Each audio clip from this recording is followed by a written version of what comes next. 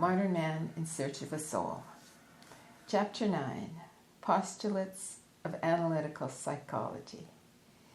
The fact that metaphysics of the mind was supplanted in the 19th century by a metaphysics of matter is a mere trick if we consider it as a question for the intellect.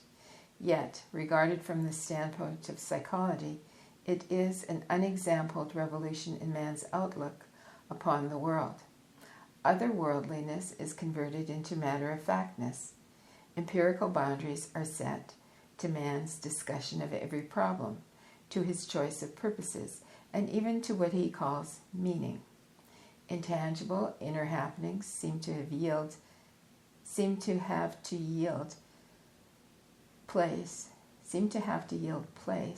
to things in the external tangible world, and no value exists if it is not founded on a so-called fact. At least this is how it appeared to the simple mind. It is futile indeed to attempt to treat this unreasoned change of opinion as a question of philosophy. We had better not try to do so, for if we maintain the mental phenomena arise from the activity of glands, we are sure of the thanks and respect of our contemporaries. Whereas, if we explain the breakup of the atom in the sun as an emanation of the creative Weltgeist, that means world ghost or world apparition, we shall be looked down upon as intellectual freaks. And yet both views are equally logical, equally metaphysical, equally arbitrary, and equally symbolic. From the standpoint of epistemology, it is just as admissible to derive animals from the human species as man from animal species. But we know how ill Professor Dacquet, D-A-Q-U-E, with an accent acute, fared in his academic career because of his sin against the spirit of the age, which will not let itself be trifled with. It is a religion, or even more a creed, which has absolutely no connection with reason, but whose significance lies in the unpleasant fact that it is taken as the absolute measure of all truth and is supposed always to have common sense upon its side. The spirit of the age cannot be compassed by the processes of human reason. It is an inclination, an emotional tendency that works upon weaker minds through the unconscious with an overwhelming force of suggestion that carries them along with it. To think otherwise than our contemporaries think is somehow illegitimate and disturbing. It is even indecent, morbid, or blasphemous, and therefore socially dangerous for the individual. He is stupidly swimming against the social current, just as formerly the assumption was unquestionable that everything that exists takes its rise from the creative will of God, who is spirit. So, the 19th century discovered the equally unquestionable truth that everything arises from material causes. Today, the psyche does not build itself a body, but, on the contrary, matter by chemical action produces the psyche. This reversal of outlook would be ludicrous if it were not one of the outstanding features of the spirit of the age. It is the popular way of thinking, and therefore it is decent, reasonable, scientific, and normal. Mind must be thought to be an epiphenomenon of matter. The same conclusion is reached even if we cannot say mind, but psyche, and in place of matter speak of brain hormones, instincts, or drives. To grant the substantiality of the soul, or psyche, is repugnant to the spirit of the age, for to do so would be heresy. We have now discovered that it was intellectually unjustified, a presumption on our forefathers' part, to assume that man has a soul. that soul has substance, is of divine nature, and therefore immortal, that there is power inherent in it which builds up the body, supports its life, heals its ills, and enables the soul to live independently of the body, that there are incorporeal spirits with which the soul associates, and that beyond empirical present there is a spiritual world from which the soul receives knowledge of spiritual things whose origins cannot be discovered in this visible world. But people who are not above the general level of consciousness have not yet discovered that it is just as presumptuous and fantastic for us to assume that matter produces spirit, that apes give rise to human beings, that from the harmonious interplay of the drives of hunger, love, and power, Kant's critique of pure reason should have arisen, that the brain cells manufacture thoughts, and that all this could not possibly be other than it is. What, or who indeed, is this all-powerful matter? It is, once more, man's picture of a creative God, stripped this time of his anthropomorphic traits and taking the form of a universal concept whose meaning everyone presumes to understand. Consciousness today has grown enormously in breadth and extent, but unfortunately only in spatial dimensions. Its temporal reach has not increased, for were that the case, we should have a much more living sense of history if our consciousness were not of today only, but had historical continuity.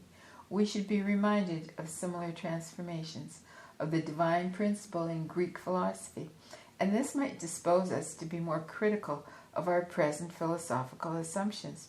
We are, however, effectively prevented from indulging in such reflections by the spirit of the age. It looks upon history as a mere arsenal of convenient arguments that enables us on occasion to say, why, even old Aristotle knew that. This being the state of affairs, we must ask ourselves how the spirit of age attains such uncanny power. It is without doubt a psychic phenomena of the greatest importance. At all events, a prejudice so deeply rooted that, until we give it proper consideration, we cannot even approach the problem of the psyche. As I have said, the irresistible tendency to account for everything on physical grounds corresponds to the horizontal development of consciousness in the last 4 centuries, and this horizontal perspective is a reaction against the exclusively vertical perspective of the Gothic age. It is a manifestation of the crowd mind, and as such is not to be treated in terms of the consciousness of individuals. Resembling in this the primitives, we are at first wholly unconscious of our actions and only discover long afterwards why it was that we acted in a certain way. In the meantime, we content ourselves with all sorts of rationalized accounts of our behavior, all of them equally inadequate. If we were conscious of the spirit of the age, we should know why we are so inclined to account for everything on physical grounds. We should know that it is because, up till now, too much was accounted for in terms of the spirit. This realization would at once make us critical of our bias. We should say, most likely we are now making a serious error on the other side. We delude ourselves with the thought that we know much more about matter than about a metaphysical mind, and so we overestimate physical causation, and we believe it alone affords us a true explanation of life. But matter is just as inscrutable as mind. As to the ultimate, we can know nothing, and only when we admit this do we return to a state of equilibrium. This is in no way to deny the close connection of psychic happenings with the physiological structure of the brain, with the glands, and the body in general. We are once for all deeply convinced of the fact that the contents of consciousness are to a large part determined by our sense perceptions. We cannot fail to recognize that unalterable characteristics of a physical as well as a psychic nature are unconsciously ingrained in us by heredity, and we are deeply struck by the power of the instincts which inhibit or reinforce or otherwise modify our mental capacities.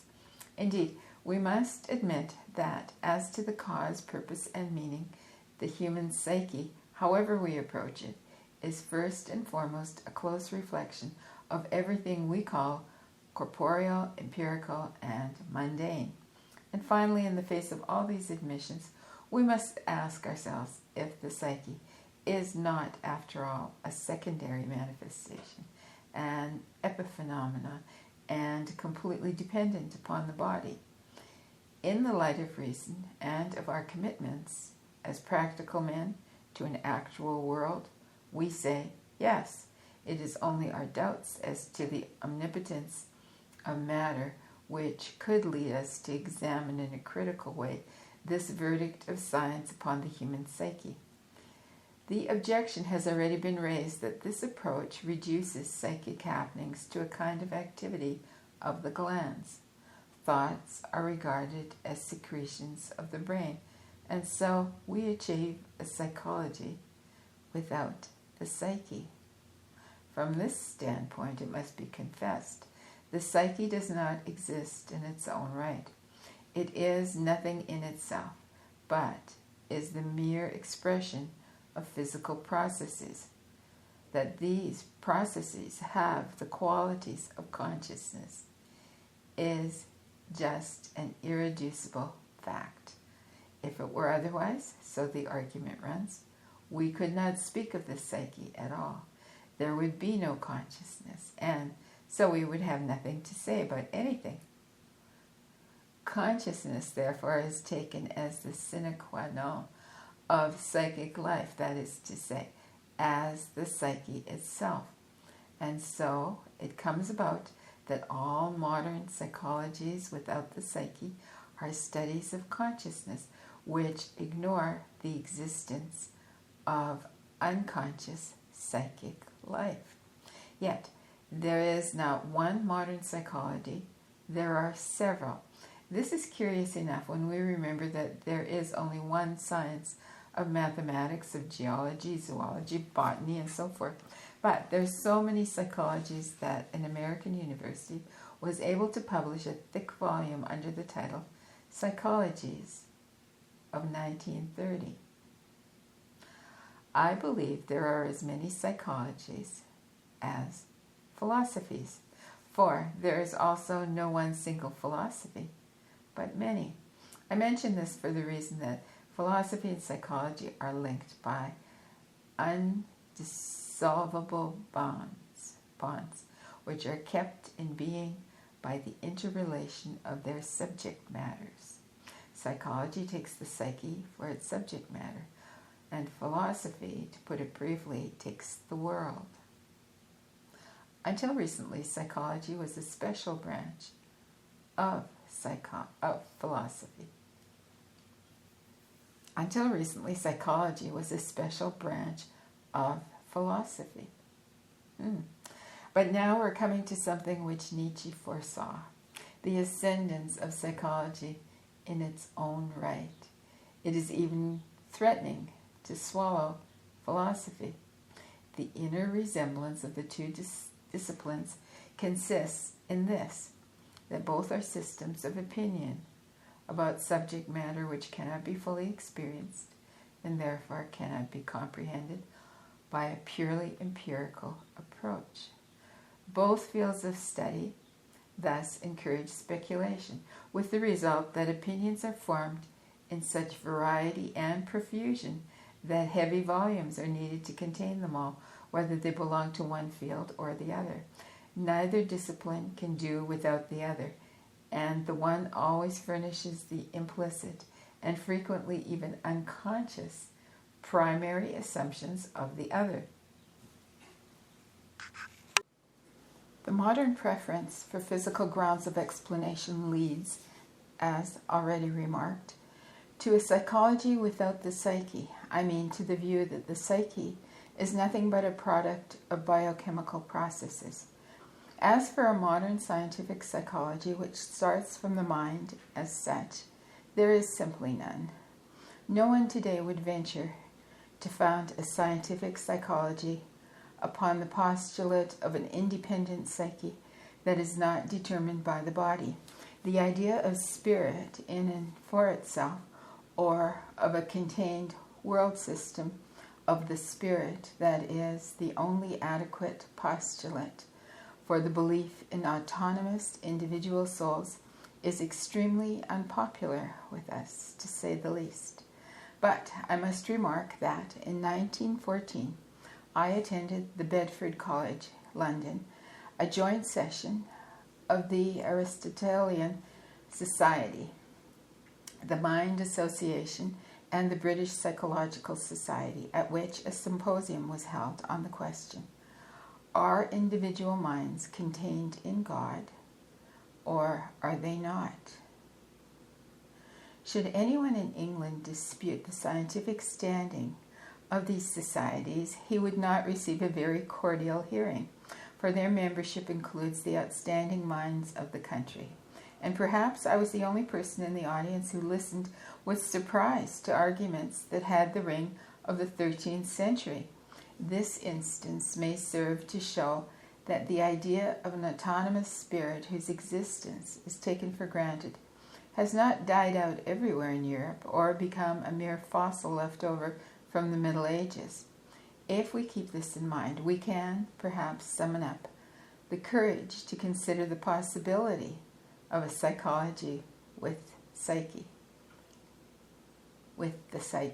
Psychology with the psyche.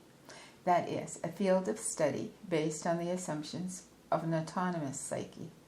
We need not be alarmed at the unpopularity of such an undertaking, for to postulate mind is no more fantastic than to postulate matter. Since we have literally no idea of the way in which what is psychic can arise from physical elements, and yet cannot deny the reality of psychic events, we are free to frame our assumptions the other way about for once,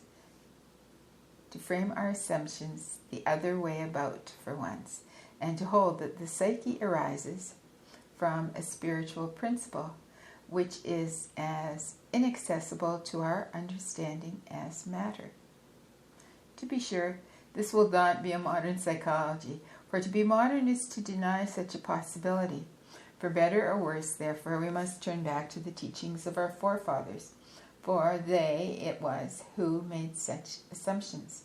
The ancient view held that spirit was essentially the life of the body, and the life breath, or a kind of life force, which assumed spatial and corporeal form at birth or after conception, and left the dying body again after the final breath. The spirit in itself was considered as a being without extension, and because it existed before taking corporeal form and afterwards as well, it was considered as timeless and hence immortal. From the standpoint of modern scientific psychology, this conception is, of course, pure illusion. But as it is not our intention to indulge in metaphysics or even in a modern variety, we will examine the time-honored notion for once. We will examine this time-honored notion for once in an unprejudiced way, and test its empirical justification. The names people give to their experiences are often quite enlightening. What is the origin of the word Seele? Like the English word soul, it comes from the Gothic Saiwala, Saiwala, and the Old German Saiwalo, Saiwalo with a circumflex. And these can be connected with the Greek ailos, Aiollos, mobile, colored, iridescent. The Greek word psyche also means butterfly. Saiwalo is related to the other side of the Old Slavonic word sila, Sila, meaning strength. And from these connections, light is thrown on the original meaning of the word Seele. It is the moving force, that is, life force. And Seele is spelled S-E-E-L-E. The Latin words animus, spirit, and anima, soul, are the same as the Greek animos, A-N-E-M-O-S, wind. The other Greek word for wind, pneuma, P-N-E-U-M-A, also means spirit. In Gothic, we find the same word in us-anan, U-S-A-N-A-N, to breathe out, and in Latin, anhelare, to pant, A-N-H-E-L-A-R-E. In Old High German, Spiritus Sanctus was rendered by Aten, A-T-U-N, breath. In Arabic, wind is ri, and ruh is the soul, spirit. There is a quite similar connection with the Greek psyche, which is related to psycho, to breathe, psychos, cool, psychros, cold, and husa, P-H-U-S-A, bellows. These affinities show clearly how in Latin, Greek, and Arabic the names given to the soul are related to the notion of moving air, the cold breath of the spirit.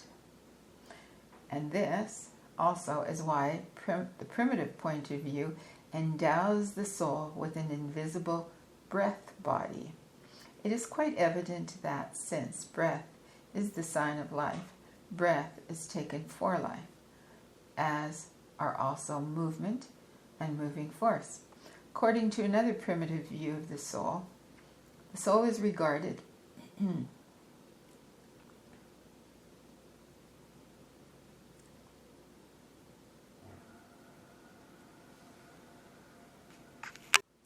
According to another primitive view of the soul, it is regarded as fire or flame because warmth also is a sign of life.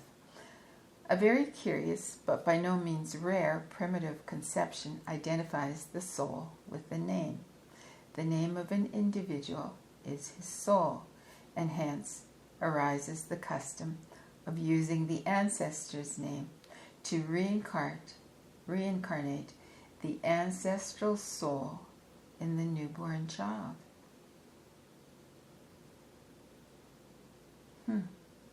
We can infer from this that the ego consciousness was recognized as an expression of the soul. Not infrequently, the soul is identified with the shadow, for which reason it is a deadly insult to tread upon a person's shadow. For the same reason, noonday, the ghost hour of southern latitudes, is considered threatening. The shadow then grows small, and this means that life is endangered. This conception of the shadow contains the idea which was indicated by the Greeks in the word synapodus, Synopados, he who follows behind. They expressed in this way the feeling of an intangible, living presence, the same feeling which led to the belief that the souls of the departed were shadows. These indications may serve to show how primitive man experienced the psyche. To him, the psyche appears as the source of life, the prime mover, a ghost-like presence which has objective reality. Therefore, the primitive knows how to converse with his soul. It becomes vocal within him because it is not he himself and his consciousness. To primitive man, the psyche is not, as it is to us, the epitome of all that is subjective and subject to the will. On the contrary, it is something objective, contained in itself and living its own life. This way of looking at the matter is empirically justified, for not only on the primitive level, but with civilized man as well, psychic happenings have an objective side. In large measure, they are withdrawn from our conscious control. We are unable, for example, to suppress many of our emotions. We cannot change a bad mood into a good one. We cannot command our dreams to come or go. The most intelligent man may at times be obsessed with thoughts which he cannot drive away with the greatest effort of will. The mad tricks that memory plays sometimes leave us in helpless amazement, and at any time unexpected fantasies may run through our minds. We only believe that we are masters in our own house because we like to flatter ourselves. Actually, however, we are dependent to a startling degree upon the proper functioning of the unconscious psyche, and must trust that it does not fail us. If we study the psychic processes of neurotic persons, it seems perfectly ludicrous that any psychologist could take the psyche as the equivalent of consciousness, and it is well known that the psychic processes of neurotics differ hardly at all from those of so-called normal people. For what man today is not quite sure that he is not neurotic? This being so, we shall do very well to admit that there is justification for the old view of the soul as an objective reality, as something independent and therefore capricious and dangerous. The further assumption that this being so mysterious and terrifying is at the same time the source of life is also understandable in the light of psychology. Experience shows us that the sense of the I in quotes, the ego consciousness, grows out of unconscious life. The small child has psychic life without any demonstrable ego consciousness, for which reason the earliest years leave hardly any traces in memory. Where do all our good and helpful flashes of intelligence come from? What is the source of our enthusiasms, inspirations, and of our heightened feeling for life? The primitive senses in the depths of his soul, the primitive senses in the depths of his soul, the springs of life. He is deeply impressed with the life-dispensing activity of his soul, and he therefore believes in everything that affects it, in magical practices of every kind. And that is why, for him, the soul is life itself. He does not imagine that he directs it, but feels himself dependent upon it in every respect. However preposterous the idea of the immortality of the soul may seem to us, it is nothing extraordinary to the primitive. After all, the soul is something out of the common. While everything else that exists takes up a certain amount of room, the soul cannot be located in space. We suppose, of course, that our thoughts are in our heads, but when it comes to our feelings, we begin to be uncertain. They appear to dwell in the region of the heart. Our sensations are distributed over our whole body. Our theory is that the seat of consciousness is in the head, but the Pueblo Indians told me that Americans were mad because they believed their thoughts were in their heads, whereas any sensible man knows that what he thinks is in his heart. Certain Negro tribes locate the psychic functions neither in the head nor in the heart, but in the belly. To this uncertainty about the location of psychic functions, another difficulty is added.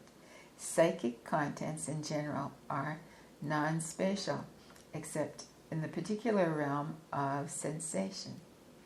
What bulk can we ascribe to thoughts? Are they small, large, long, thin, heavy, fluid, straight, circular, or what? If we wish to form a vivid picture of a non-spatial being in the fourth dimension, we should do well to take thought as a being for our model. It would all be much simpler if we could only deny the existence of the psyche.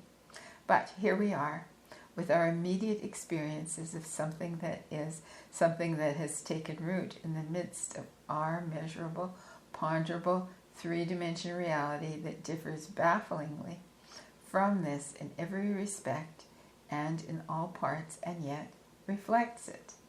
The psyche may be regarded as a mathematical point, and at the same time as a universe of fixed stars. It is small wonder, then, if, to the unsophisticated mind, such a paradoxical being borders on the divine. If it occupies no space, it has no body. Bodies die, but can something invisible and incorporeal disappear? What is more, life and psyche existed for me before I could say I.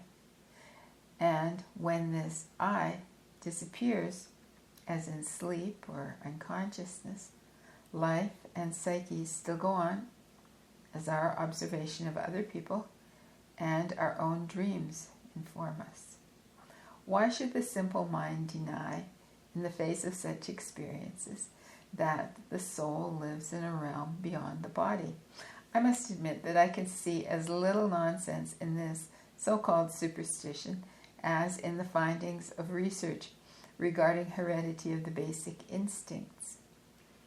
We can easily understand why higher and even divine knowledge was formerly ascribed to the psyche if we remember that in ancient cultures, beginning with primitive times, man always resorted to dreams and visions as a source of information. It is a fact that the unconscious contains subliminal perceptions whose scope is nothing less than astounding. In recognition of this fact, primitive societies used dreams and visions as important sources of information. Great and enduring civilizations like those of the Hindus and the Chinese built upon this foundation and developed from it a discipline of self-knowledge which they brought to a high pitch of refinement, both in philosophy and in practice. A high regard for the unconscious psyche as a source of knowledge is by no means such a delusion as our Western rationalism likes to suppose. We are inclined to assume that, in the last resort, all knowledge comes from without. Yet today we know for certain that the unconscious contains contents which would mean an immeasurable increase of knowledge if they could only be made conscious.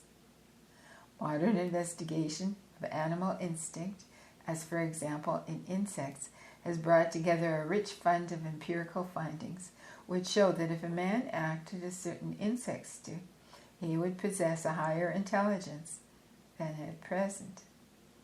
It cannot, of course, be proved that insects possess conscious knowledge, but common sense cannot doubt that their unconscious action patterns are psychic functions. Man's unconscious likewise contains all the patterns of life and behavior inherited from his ancestors, so that every human child, prior to consciousness, is possessed of a potential system of adapted psychic functioning. In the conscious life of the adult, as well as this unconscious instinctive functioning is always...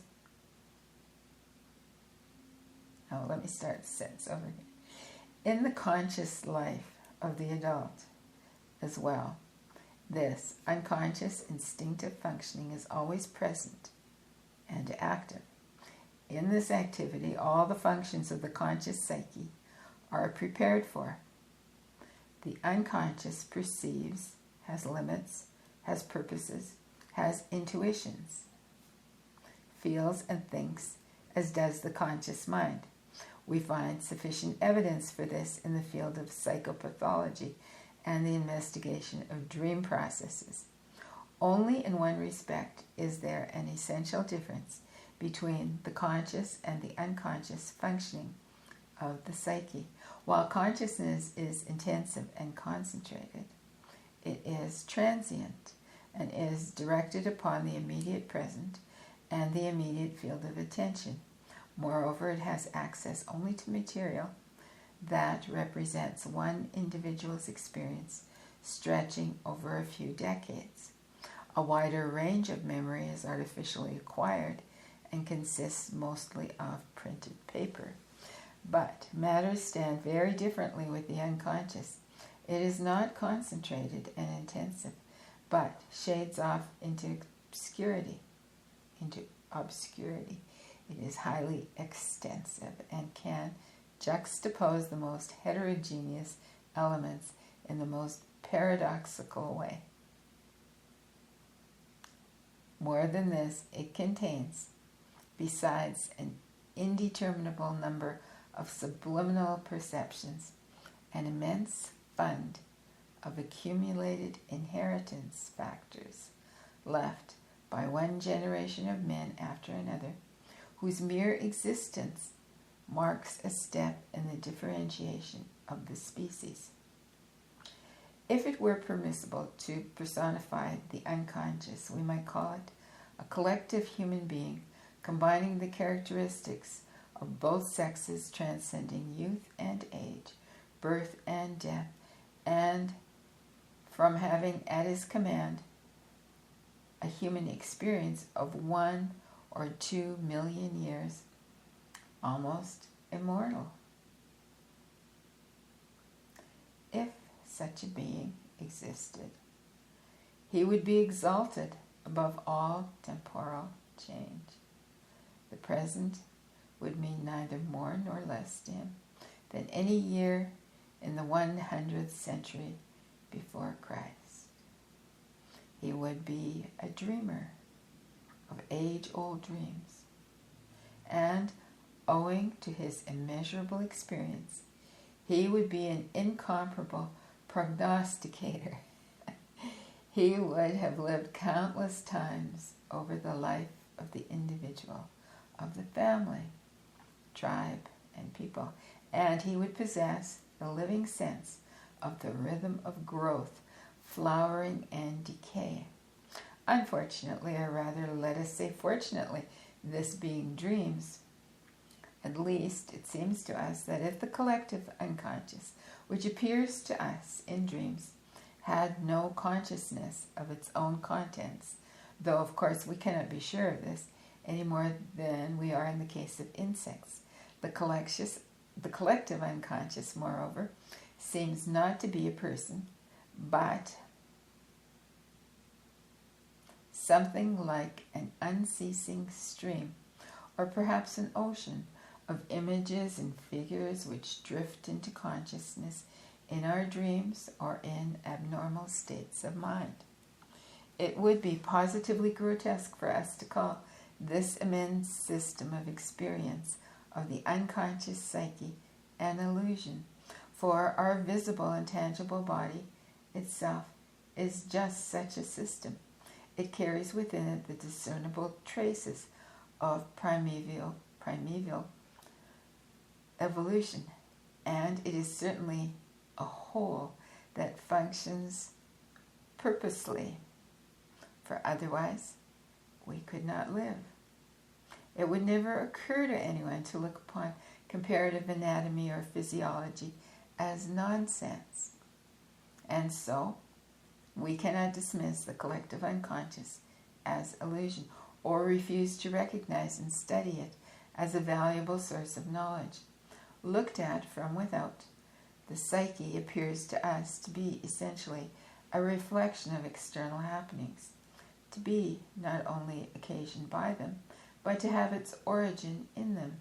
And it also seems to us that the unconscious can be understood only from without and from the side of consciousness. It is well known that Freud has attempted an explanation from this side, an undertaking which could only succeed if the consciousness were actually something which came into being with the existence and consciousness of the individual. But the truth is that the unconscious is always there, beforehand, as a potential system of psychic functioning handed down by generations of men. Consciousness is the late-born descendant of the unconscious psyche. It would certainly show perversity if we tried to explain the lives of our ancestors in terms of their late descendants. And it is just as wrong, in my opinion, to regard the unconscious as a derivative of consciousness. We are nearer the truth if we put it the other way around.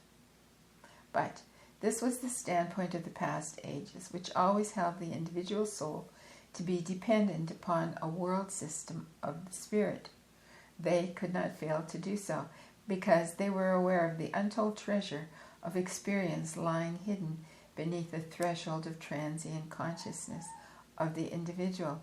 These ages not only formed a hypothesis about the world system of the spirit, but they assumed without question that this system was a being with a will and consciousness, was even a person, and they called this being God, the quintessence of reality. He was for them the most real of beings, the first cause, through whom alone the soul could be understood. There is psychological justification for this supposition, for it is only appropriate to call divine an almost immortal being whose experience, compared to that of man, is nearly eternal. In the foregoing, I have shown where the problems lie for a psychology that does not explain everything upon physical grounds, but appeals to a world of the spirit whose active principle is neither matter and its qualities nor any state of energy, but God. We might be tempted at this juncture by modern philosophy to call energy, or the élan vital, ELANVITAL, God, and thus to blend into one spirit and nature. As long as this undertaking is restricted to the misty heights of speculative philosophy, no great harm is done. But if we should operate with this idea in the lower realm of practical psychology, where our way of explaining things bears fruit in daily conduct, we should find ourselves involved in the most hopeless difficulties. We do not profess a psychology shaped to the academic taste, or seek explanations that have no bearing on life. What we want is a practical psychology which yields approvable results, one which helps us to explain things in a way that is justified by the outcome for the patient. In practical psychotherapy, we strive to fit people for life, and we are not free to set up theories which do not concern our patients or which may even injure them. Here we come to a question which is often attended by mortal danger. The question whether we base our explanation upon matter or upon spirit. We must never forget that everything spiritual is illusion from the naturalistic standpoint, and that spirit, to ensure its own existence, must often deny and overcome the obtrusive physical fact. If I recognize only naturalistic values and explain everything in physical terms, I shall depreciate, hinder, or even destroy the spiritual development of my patients. And if I hold exclusively to a spiritual interpretation, then I shall misunderstand and do violence to the natural man in his right to existence as a physical being. More than a few suicides in the course of psychotherapeutic treatment are to be laid at the door of such mistakes. Whether energy is God or God is energy concerns me very little, for how in any case can I know such things? But to give appropriate psychological explanations, this I must be able to do. The modern psychologist occupies neither the one position nor the other, but finds himself between the two, dangerously committed to this is as well as that, a situation which invitingly opens the way to shallow opportunism. This is undoubtedly the danger of the coindentia oppositorum,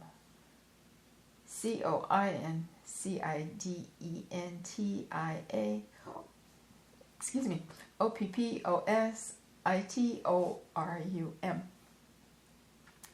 of intellectual liberation from the opposites. How should anything but a formless and aimless uncertainty result from giving equal value to contradictory postulates?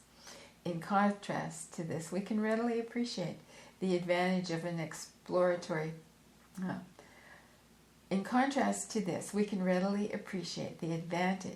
explanatory system that is unequivocal.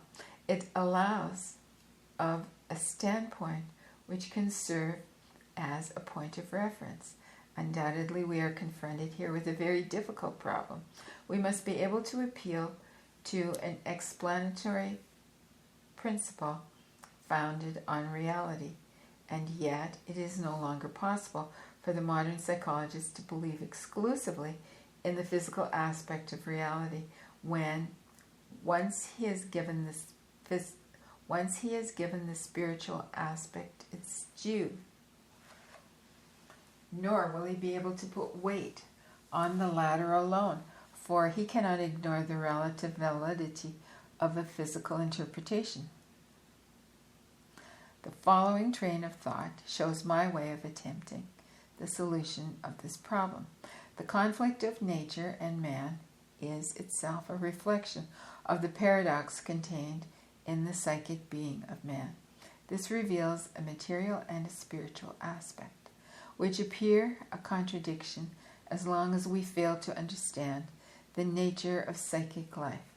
Whenever, with our human understanding, we must pronounce upon something that we have not grasped or cannot grasp, then, if we are honest, we must be willing to contradict ourselves, and we must pull this something into its antithetical parts in order to deal with it at all. The conflict of the material and spiritual aspects of life only shows that the psychic is, in the last resort, an incomprehensible something. Without a doubt, psychic happenings constitute our only immediate experience. All that I experience is psychic. Even physical pain is a psychic event that belongs to my experience. My self-impressions, for all that they force upon me, a world of impenetrable objects occupying space, are psychic images, and these alone are my immediate experience. for they alone are the immediate objects of my consciousness. My own psyche even transforms and falsifies reality, and it does this to such a degree that I must resort to artificial means to determine what things are like apart from myself. Then I discover that a tone is a vibration of the air of such and such a frequency, or that a color is a wavelength of light of such and such a length. We are, in all truth, so enclosed by psychic images that we cannot penetrate to the essence of things external to ourselves. All our knowledge is conditioned by the psyche, which, because it alone is immediate, is superlatively real.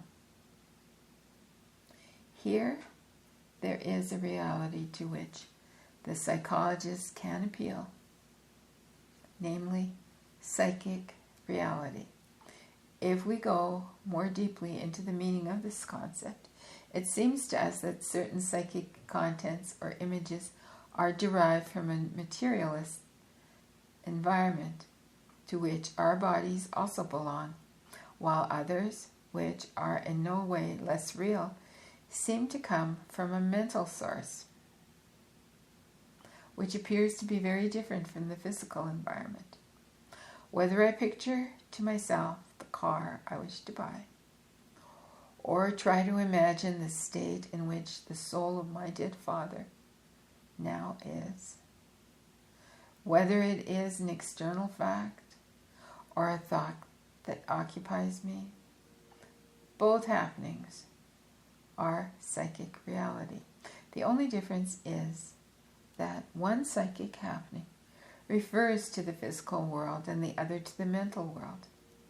If I change my concept of reality in such a way as to admit that all psychic happenings are real, and no other use of the concept is valid, this puts an end to the conflict of matter and mind as contradictory explanatory principles. Each becomes a mere designation for the particular source of the psychic contents that crowd into my field of consciousness. If a fire burns me, I do not question the reality of the fire, whereas if I am beset by the fear that a ghost will appear, I take refuge behind the thought that it is only an illusion. But just as the fire is the psychic image of a physical process whose nature is unknown, so my fear of the ghost is a psychic image from a mental source. It is just as real as the fire, for my fear is as real as the pain caused by the fire. As for the mental process that finally underlies my fear of the ghost, it is as unknown to me as the ultimate nature of matter. And just as it never occurs to me to account for the nature of fire except by the concepts of chemistry and physics, so I would never think of trying to explain my fear of ghosts except in terms of mental processes. The fact that all immediate experience is psychic and that immediate reality can only be psychic explains why it is that primitive man puts the appearance of ghosts and the effects of magic on a plane with physical events. He has not yet torn his native experiences into their... No, let me start the sentence over again. Okay. He has not yet torn his naive experiences into their antithetical parts. In his world, mind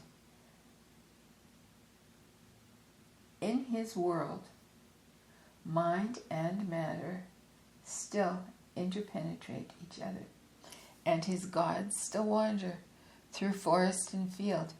He is like a child only half born, still enclosed in a dream state within his own psyche, and the world as it actually is, a world not yet distorted by the difficulties in understanding that beset a dawning intelligence.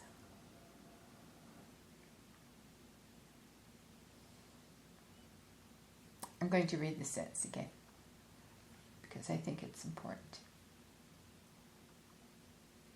He is like a child, only half born, still enclosed in a dream state within his own psyche and the world as it actually is.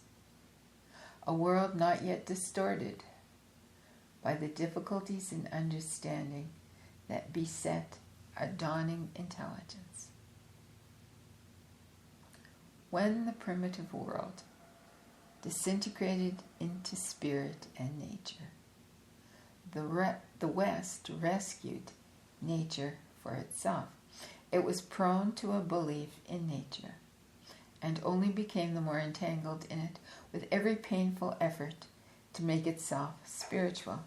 The East, on the contrary, took mind for its own, and by explaining away matter as mere illusion, Maya, M-A-Y-A, continued the dream in Asiatic filth and misery. But since there is only one earth and one mankind, East and West cannot rend humanity into two different halves. Psychic reality exists in its original oneness and awaits man's advance to a level of consciousness where he no longer believes in the one part and denies the other, but recognizes both as constituent elements of one psyche. We may well point to the idea of psychic reality as the most important achievement of modern psychology, though it is rarely recognized as such. It seems to me only a question of time for this idea to become generally accepted. It must be accepted, for it alone enables us to do justice to psychic manifestations in all their variety and uniqueness.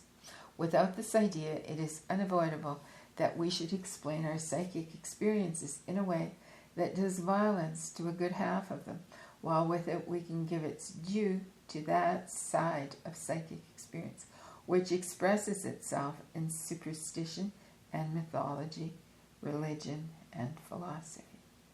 And this aspect of psychic life is not to be undervalued.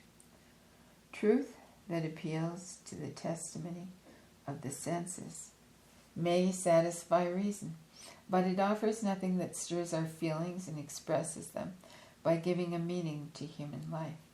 Yet it is most often feeling that is decisive in matters of good and evil, and if feeling does not come to the aid of reason, the latter is usually powerless.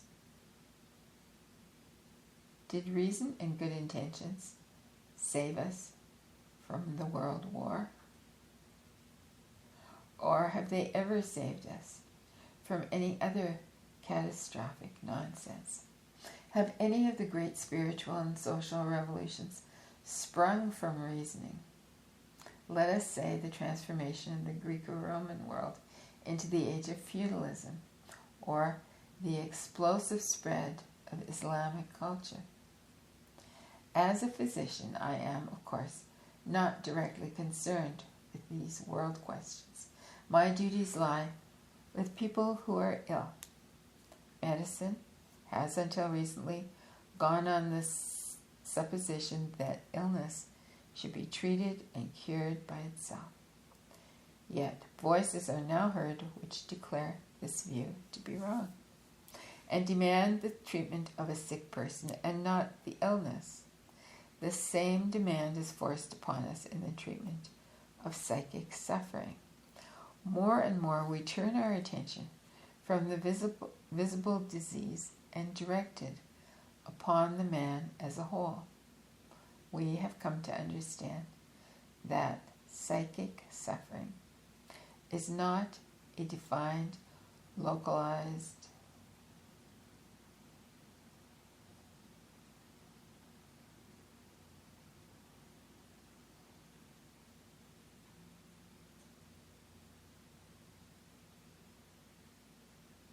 I am reminded of a case which is very instructive in this connection.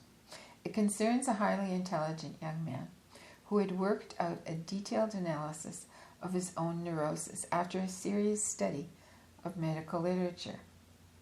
He brought me his findings in the form of a precise and well-written monograph, fit for publication, and he asked me to read the manuscript and to tell him why he was not cured. He should have been, according to the verdict of science as he understood it, and after reading his monograph, I was forced to grant him that if it were only a question of insight into the causal connections of a neurosis, he should, in all truth, be cured. Since he was not, I suppose this must be due to the fact that his attitude to life was somehow fundamentally wrong, though I had to admit that his symptoms did not betray it. In reading his account of his life, I had noticed that he often spent his winters at St. Moritz or Nice, and therefore I asked him who paid for these holidays, and it upon came out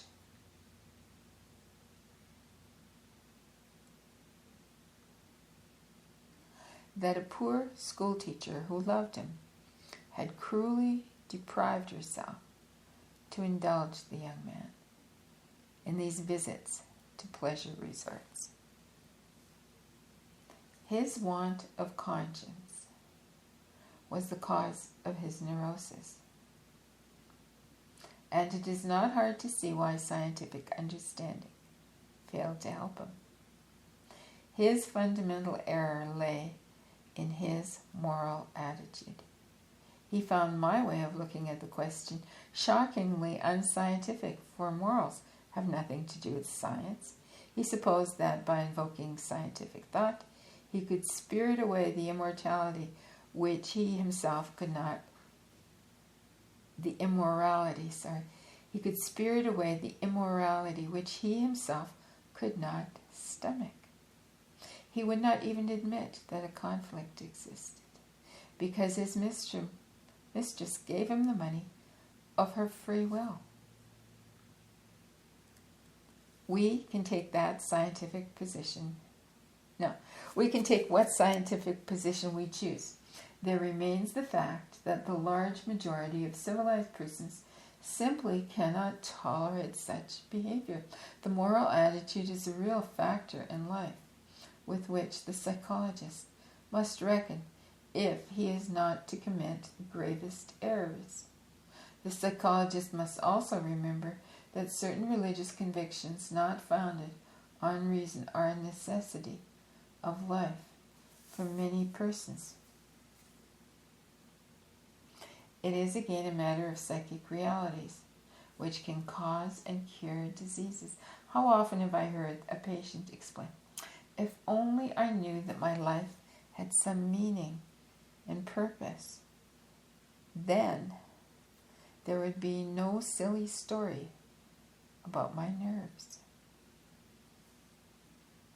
Whether the person in question is rich or poor, has family and social position or not, alters nothing, for outer circumstances are far from giving his life a meaning. It is much more a question of his unreasoned need of what we call spiritual life, and this he cannot obtain from universities, libraries, or even churches. He cannot accept what these have to offer because it touches only his head and does not stir his heart. In such cases, the physician's recognition of the spiritual factors in their true light is vitally important, and the patient's unconscious helps him in his need by producing dreams whose contents are undeniably religious. Not to recognize the spiritual source of such contents means faulty treatment and failure. General conceptions of a spiritual nature are indispensable constituents of psychic life. We can point them out among all people whose level of consciousness makes them in some degree articulate. Their relative absence or their denial by a civilized people is therefore to be regarded as a sign of degeneration, whereas in its development up to the present, psychology has dealt chiefly with psychic processes in the light of physical causation. The future task of psychology will be the investigation of their spiritual determinants. But the natural history of the mind is no further advanced today than was natural science in the 13th century. We have only begun to take scientific note of our spiritual experiences. Oops. If modern psychology can boast of having removed any of the coverings which conceal the picture of the human psyche, it is only that one which hid from the investigator its biological aspect. I'm going to read this sentence again. And I'm sorry I dropped my recorder and it made all that noise. If modern psychology can boast of having removed any of the coverings which concealed the picture of the human psyche, it is only that one which hid from the investigator its biological aspect. We may compare the present situation with the state of medicine in the 16th century, when people began to study anatomy but had not even yet the faintest idea of physiology. The spiritual aspect of the psyche is at present known to us only in a fragmentary way. We have learned that there are spiritually conditioned processes of transformation in the psyche, which underlie, for example, the well-known initiation rites of primitive peoples, and the states induced by the practice of Hindu yoga. But we have not yet succeeded in determining their particular uniformities or laws. We only know that a large part of the neuroses arise from a disturbance in these processes. Psychological research has not yet drawn aside all the many veils from the picture of the human psyche. It remains as unapproachable and obscure as all the deep secrets of life.